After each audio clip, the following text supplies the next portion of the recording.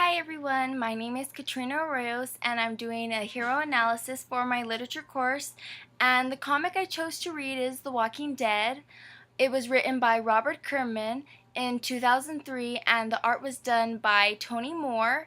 Kirkman is an American comic book writer. The Walking Dead was the fourth series of comics he wrote. He wrote The Walking Dead after writing Invincible, which is now a Paramount picture. Artist Tony Moore was replaced by Charlie Adlard due to not meeting deadlines, but continued to draw covers for the series until issue 24. The Walking Dead received the 2010 Eisner Award for Best Continuing Series at the San Diego Comic-Con. Then in 2010 made its way to the TV screen on AMC with the series called The Walking Dead, which by the way I'm a huge fan of. The show somewhat drifts away from the comic book series in a sense. Since there are over 100 issues of The Walking Dead, I'm going to focus solely on issue 1 for time purposes. According to Comic Mine, out of 5 stars, the issue received a 3.86. One user stated the issue was overrated in more than one way. Another user said that they were hooked after reading the first couple of issues. In regards to the comic, it's up to the individual. If they like the comic, then great. If they don't, well, that's their decision. I would say overall the series must have been a hit. I mean, look, it's a successful show on AMC, and not to mention all the merchandise that's being sold in stores. I'm going to do a recap of the comic now. Rick and Officer Shane, they're both officers and they're going after this individual, and Rick is shot. Rick wakes up several weeks later in a hospital and sees that the entire place is deserted.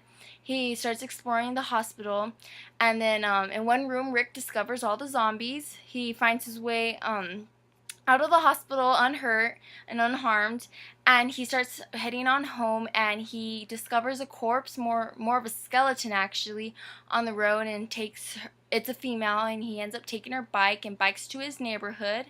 In his neighborhood, he finds out that his house is deserted. Like, a lot of the materials are still there. You can see in the comic that a portrait of his wife, himself, and his son is still hanging. And then when he's outside, he runs into Dwayne and Morgan Jones, and actually he's hitting a shovel because the son mistakes Rick to be a walker, what they call him. Rick finally wakes up and they fill him in on everything that's been happening, and Rick ends up taking them to the police station to stock up on weapons. Rick decides to give Morgan a car to use, one of the police vehicles, and Rick restores hope and says things will go back to normal. He kind of jokes to Morgan saying you'll have to give back the car once everything's back to normal. He plans on going to Atlanta because he feels that his family's there. He has family up in Atlanta, and there's rumor has it that the cities are safe, and that's where he ends up going.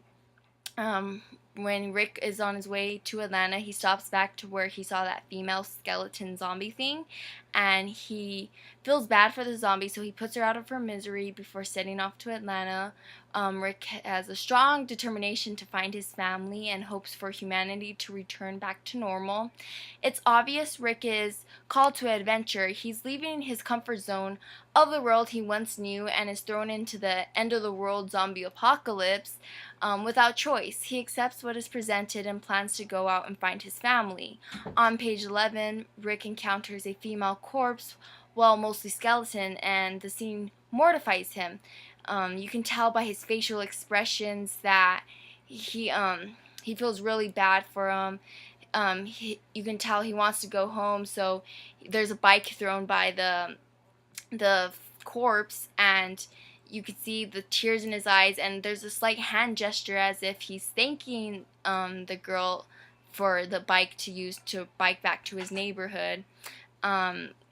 Once going back and referencing to Morgan and Dwayne and how he takes them to the police station to stock up on supplies, it shows that he's really, there's a lot of compassion Rick has towards helping people. by giving them guns, bullets, and a car. Rick is showing compassion and living out his duty as a cop to help others. As an everyday hero, he doesn't let the fact a zombie apocalypse is occurring to get in the way of helping others. At this point, it is Rick's goal to find his family. Accepting the call, the call to adventure it is, throws him into the next stage of his journey, which is to see the end of the that accepting the call throws him to into his journey, which we definitely see at issue 1 when he's off to go to Atlanta.